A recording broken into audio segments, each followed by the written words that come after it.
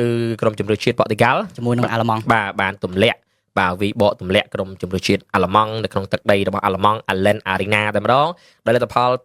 2-1បាទនៅក្នុងការប្រកួតវគ្គពាក់កណ្ដាលប្រតិប្រវត្តិ UEFA Nation League បាទឆ្នាំ2024-2025 បាទដោយនេះគឺជាជ័យជំនះលើកដំបូងរបស់ក្រុមជម្រើសជាតិប៉ូទុយហ្គាល់ទៅលើក្រុមជម្រើសជាតិអាល្លឺម៉ង់បាទចាប់តាំងតែពីឆ្នាំ2000មកម្លេះបាទដោយសារតែអាល្លឺម៉ង់បាទគេរ៉ាតាំងតែពីឆ្នាំ2000មក25ឆ្នាំចុងក្រោយនេះបាទ2ទសវត្សរ៍កន្លះនេះ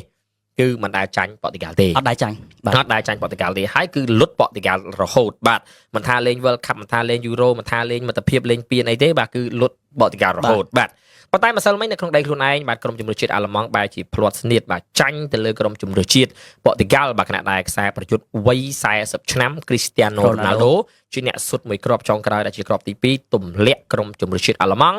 ចេញពីពានរង្វាន់ UEFA Nation League នៅក្នុងទឹកដីខ្លួនឯងហើយក៏កក់កៅអីឡើងទៅវគ្គប្រតិប្រវត្តិហើយនេះគឺជាការឡើងមកដល់វគ្គប្រតិប្រវត្តិលើកទី2បាទរបស់ក្រុមជម្រើសជាតិប៉ូទុយហ្គាល់នៅក្នុងពានរង្វាន់ UEFA Nation League នេះតែម្ដងបាទដោយ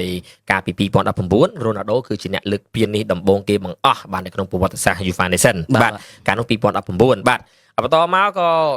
ម្សិលមិញនេះបាទ9គ្រាប់បាទជក់ចិត្តណាបាទមានបានមើលទេបាទវិស្ណុអត់បានមើលបងព្រួយបញ្ញាប់ live ពេលព្រឹកទីនអូខេសងទីនបាទដឹងថាព័ត៌មានខ្លះបាទ9គ្រាប់បាទខ្ញុំមើលវីដេអូ highlight គឺញាក់សាច់ហើយមកជាសាច់ញាក់សាច់បាទប៉ុន្តែខ្ញុំពងតែឆ្ងល់ហេតុអីបានជាអេស្ប៉ាញបាទសុទ្ធបារាំងបានប៉ុណ្ណឹងហើយបារាំងតាមបាន4មកវិញហើយបាទខ្ញុំមិនគួរជឿព្រោះខ្ញុំគិតថាពេលហ្នឹងបារាំងបាក់ហើយ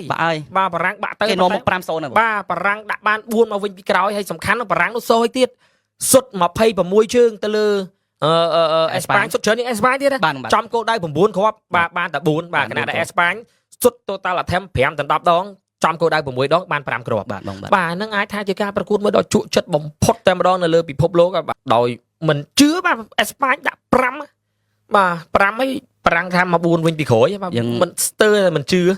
បាទប៉ុន្តែយើងឃើញនឹងភ្នែកឃើញនឹងភ្នែកបើសិននិយាយទៅកីឡាកររបស់បារាំងឥឡូវបងប្អូនដឹងស្រាប់ហើយល្អមែនតើមានដូចជា Kylian Mbappé ដូអេទៅតែឈ្នះជាមួយនឹងប៉ារីសហើយមានកីឡាករផ្សេងទៀតដែលទៅតែឈ្នះជាមួយនឹងក្រុមនៅលីកហើយមកលេងយុគមិញមួយអេស្ប៉ាញគឺបើដូចបងនិយាយចឹងថាមិននឹកស្មានថាបារាំងអាចវាយបកតែយើងដឹងស្រាប់ហើយទម្រង់បារាំងគឺតែអញ្ចឹងតាំងពី final ក៏ដោយ final ការសង្ទីន World Cup ក៏ដោយ Kylian Mbappé តាមស្មើប៊ីសថាត្រូវតែឈ្នះអាសង់ទីនហើយតែពេលហ្នឹងគឺ Mbappé រកបានតាមស្មើជាមួយនឹងអាសង់ទីនការប្រកួតយុគមិញក៏ Kylian Mbappé បានមកគ្រាប់ដែរហើយគ្រាប់បាល់ពេលណាំទីបាទហើយគ្រាប់បាល់ដែលខ្ញុំចាប់អារម្មណ៍ដល់ឥឡូវនេះគឺគ្រាប់បាល់ Lamine Yamal រកបាន2គ្រាប់យុគមិញគឺល្អមែនតើបាទបងគិតថាការប្រកួតនេះចប់ឧទាហរណ៍បើសិនជាអេស្ប៉ាញលើកពានទៅតើ Yamal នៅមានឈ្មោះក្នុងពាន Ballon d'Or ហើយតាមពិតទៅបាទរឿងតាក់ទងជាមួយ Ballon d'Or នេះខ្ញុំគិតថា Yamal គឺគាត់មានឈ្មោះហើយបាទដោយសារតែគាត់នៅ link គាត់ឈ្នះពាន3ជាមួយនឹងក្រុមជំនួយរបស់គាត់ FC Barcelona ហើយបាទសម្រាប់ការប្រកួតរបស់ក្រុមជំនួយជាតិនោះបើសិនជាគាត់ឈ្នះទៀតបាទហ្នឹងកាន់តែគេហៅថាជំរុញឲ្យគាត់ឡើងទៅប៉ុន្តែក៏យើងមិនអាចមើលរំលងមកកីឡាករដែលមានឱកាសឈ្នះផ្សេងទៀតដែរដូចជាយើងមើលអាចឃើញអូស្មាន Dembele អញ្ចឹងទៅបាទក៏គាត់មានឱកាសច្រើនបាទ Rafinha របស់ Brazil ក៏អញ្ចឹងដែរដោយសារគាត់ FC Barcelona ប៉ុន្តែយ៉ាងណាក៏ដោយយើងនឹងរងចាំមើលព្រោះដោយសារតែពាន Ballon d'Or នេះយើងមិនអាចថានិយាយថាអ្នកណាមានព្រៀបអ្នកណាមានឱកាសបាទគឺដោយសារតែយើងដឹងស្រាប់ហើយពាន Ballon d'Or នេះបាទគឺជាការប្រកួតប្រជែងមួយដល់អ្នកណាឈ្នះក៏មកខាងទៀតមិនពេញចិត្តបាទនិយាយទៅពីរង្វាន់នេះបើថាប្រមុនគេនិយាយថាពីរង្វាន់អ្នកខ្សែតែដោយសារតែពាននេះគឺចាប់ផ្ដើមមានឥទ្ធិពលខ្លាំងធ្វើឲ្យមានការមិនពេញចិត្តគ្នាទៅវិញមកគឺរជ្ជកាល Ronaldo ហើយ Messi បាទបើ Ronaldo ឈ្នះបាទ fan Messi អញ្ចឹងទៅ fan Messi ឈ្នះ fan Ronaldo អញ្ចឹងទៅដូចថាមករយៈជាង10ឆ្នាំចុងក្រោយនេះគាត់ប្រជែងគ្នាពេកគាត់ប្រជែងគ្នាពេកធ្វើឲ្យពានហ្នឹងយើងមានអារម្មណ៍វិលអញ្ចឹងទៅបាទអញ្ចឹងគឺរឿងពាននេះបាទយើងមិនខ្វល់ទេអ្នកណាឈ្នះយើងអបអរសាទរទៅបាទព្រោះអីក៏យើងគ្មានសិទ្ធិបោះឆ្នោតយើងគ្មានសិទ្ធិអីដែរបាទយើងអបអរសាទរតែម្ដងទៅបាទគាត់ថាណែអ្នកនេះឈ្នះសមឬមិនសមយើងគិតក្នុងចិត្តទៅដឹងហើយបាទយើងមិនគិតថាទេប៉ុន្តែបើសិនជាសួរខ្ញុំថា Lamine Yamal មានភាគរយខ្ពស់អត់ខ្ញុំគិតថាគាត់មានភាគរយខ្ពស់តាំងតែពីដើមហើយបើថាគាត់យើងគិតមើលវ័យគាត់8ដល់10ឆ្នាំឯងគាត់លេងបានប៉ុណ្ណឹងនេះបាទ8ដល់10ឆ្នាំគាត់លេងក្នុងកម្រិតមួយបែបនេះលេងជាមួយបារាំងបាទកូបារាំងបានប៉ុណ្ណឹងជម្រើសជាតិបារាំងបាទខណៈដែល DUE របស់បារាំងស្មិញក៏ខ្លាំងបាទហើយ Dembele ហ្នឹងក៏ល្អបាទតែបើសិនជាម្សិលមិញ Dembele ឈ្នះឬក៏បារាំងឈ្នះ Nation League ទៀត Dembele គាត់កាន់តែមានភាគរយខ្ពស់បាទហើយអញ្ចឹងគឺវគ្គផ្ដាច់ប្រវត្តិ គឺបារាំងថ្ងៃបាច់ព្រាត់បាទបារាំងនឹងត្រូវជួបជាមួយអាល្លឺម៉ង់នៅថ្ងៃអាទិត្យបាទដែលការប្រកួតគឺនឹងលេងនៅវេលាម៉ោង 8 យប់នៅកម្ពុជាបាទខណៈដែលគូផ្ដាច់ព្រាត់គឺលេងនៅម៉ោង 2 ទៀបភ្លឺបាទនៅយប់ថ្ងៃអាទិត្យចូលថ្ងៃច័ន្ទដោយក្រុមជម្រើសជាតិអាល្លឺម៉ង់នឹងត្រូវក្រុមជម្រើសជាតិប៉ូទុយហ្គាល់នឹងប៉ះជាមួយនឹងអេស្ប៉ាញបាទអញ្ចឹងគឺថ្ងៃអាទិត្យនេះគឺយើងនឹងដឹងហើយថាក្រុមណាលើកពានក្រុមណាបានលេខ3បាទអញ្ចឹងថាតើអេស្ប៉ាញប៉ូទុយហ្គាល់អាចឈ្នះពាននឹងជាលើកទី2ទេ2019ហើយ2024ឬក៏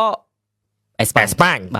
2023ហើយការពារតំណែងជើងឯកបានសម្រេច2024បាទប៉ុន្តែមើលទៅអេស្ប៉ាញអូដូចទឹកបាក់ទំនប់អញ្ចឹងបងប្អូនអើយបងកតាក្រុមណាអូខ្ញុំវគ្គប្រាច់ព្រាត់ខ្ញុំមិនដែលទាយថាក្រុមណាទេ50 ប៉ុន្តែបើខ្ញុំនិយាយ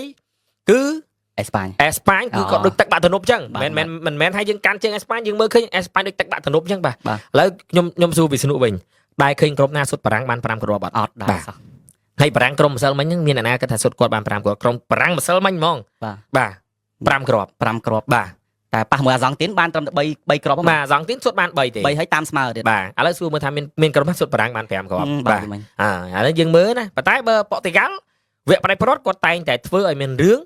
ឲ្យភ្ញាក់ផ្អើលបាទនៅពេលដែលគាត់ឡើងទៅដល់វគ្គផ្ដាច់ព្រាត់បាទអញ្ចឹងគឺយើងមិនដឹងថាយ៉ាងណាព្រោះប្រទេសទាំងពីរនេះគឺតែងតែជួបគ្នាហើយជួបគ្នាក្រុមទាំងពីរនេះគឺតែងតែកាត់សេចក្តីដោយការពេលទាំងទីបាទប៉ូទុយហ្គាល់អេស្ប៉ាញនេះតាំងតែពីចំនួនណាមកហើយបាទគាត់តែងតែជួបគ្នាកាត់សេចក្តីក្នុងពេលទាំងទីហើយថ្ងៃអាទិត្យនេះ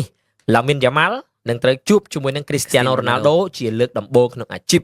បាទរបស់គាត់បាទអញ្ចឹងគឺមិនដឹងថាប៉ះគ្នាទៅជាយ៉ាងណាទេបាទយ៉ាម៉ាល់បាទវ័យក្មេងបាទមួយស្មើសុទ្ធពីចម្ងាយរ៉ូណាល់ដូក៏ប្រហែសគាត់អត់បានដែរបាទអត់បានទេហើយណាមួយបាទគាត់លេងធ្លាប់ប៉ះជាមួយអេស្ប៉ាញច្រើនគាត់ដឹងពីរបៀបលេងជាមួយអេស្ប៉ាញបាទអញ្ចឹងក៏មិនអាចប្រហែសបានដែរបាទដោយសារតែប៉ូទុយហ្គាល់ក៏យើងឃើញថាមានវ៉ាទីញ៉ាបាទវីទីញ៉ាមានណាវ៉េសមានប្រូណូហ្វឺណាន់ដេសមានរ៉ូណាល់ដូមានហ្វេលិចមានប៊ឺណាដូស៊ីលវ៉ាមានលីអាវបាទមាននិយាយទៅល្អមែនរូបេនឌីអាមាននូណូមែនដេសបាទអញ្ចឹងគឺអត់ទេបាទយើងអត់អាចនិយាយបានទេតែ50 បាទឥឡូវចាវិស្ណុបាទខ្ញុំ50 វិស្ណុយកអីតែខ្ញុំបើបង50វិញខ្ញុំយកមកអេស្ប៉ាញអេស្ប៉ាញអូខេខ្ញុំយកខ្ញុំយកអេស្ប៉ាញឈ្នះបាទអូខេឈ្នះឥឡូវ